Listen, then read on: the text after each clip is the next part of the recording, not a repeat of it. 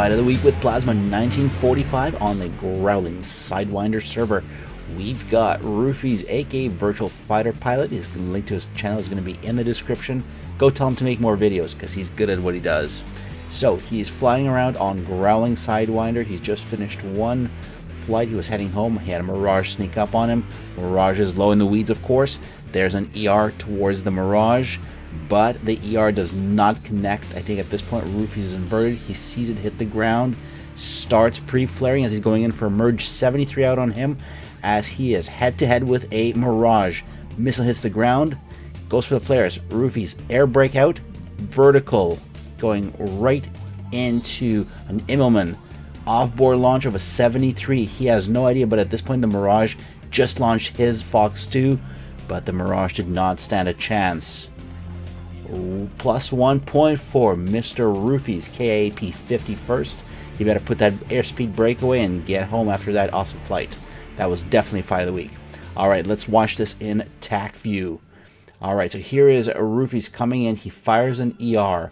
The Mirage detects the launch, starts diving. He's dragging that missile into the ground, and it works out. The missile does hit the ground. Now, as the Mirage comes around, nose hot on Roofies, they're both pre-flaring. Missile out from Roofies, hits the ground, and Roofies goes right away into the vertical. This is two very skilled pilots. Roofies pops the air brake out, off-board shot, and at this point the Mirage did launch his Fox 2, but it never left the airplane. You will see that in just a moment here. But beautiful execution, beautiful set of loops there. But there's only one winner, and that is the flanker, flown by Roofies. Alright, so while we have Roofies fly away, make sure you subscribe to the channel, like this video, and go subscribe to Roofies' channel as well. If you've got good videos, we're going to feature those. You just have to send them to me or send me your track files, and I'll play them back and record them. Now, let's take a look at this one more time from the TAC view perspective of the cockpit. First off, Roofies. He's turning in. He's got that Mirage already locked. So all he's got to do is just turn his nose and fire the missile. There's the Mirage. Mirage was actually in a 2-on-1 here. There was a second fighter in the weeds there. Mirage is locked. ER out. Traveling right towards the Mirage. Mirage is in a vertical dive. Missile hits the ground. Let's switch over to the Mirage's view. All that Mirage sees is one missile detonating in front of him. Then he sees Roofies starting to flare.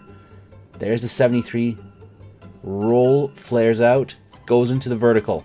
Over the top. He thinks he's going to come pounce on Roofies. Hopefully he was looking back, because at this point he would have seen flares and a missile launch. The Mirage is down. In 1989, at the Paris Air Show, Anatoly Kvochur's engine failed to respond, coming out of a low-level tail slide, and he was forced to eject.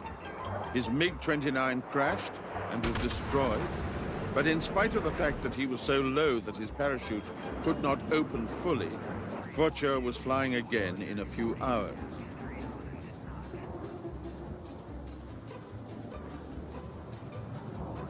Kvochur says that the sensation of ejection is very smooth. He should know. He was forced to eject once again, this time from a two-seater MiG. Again, he was at low altitude, and again he survived. In 1993, at an air show at Fairford in England, two MiG-29s had a mid-air collision during a display. Again, both pilots survived.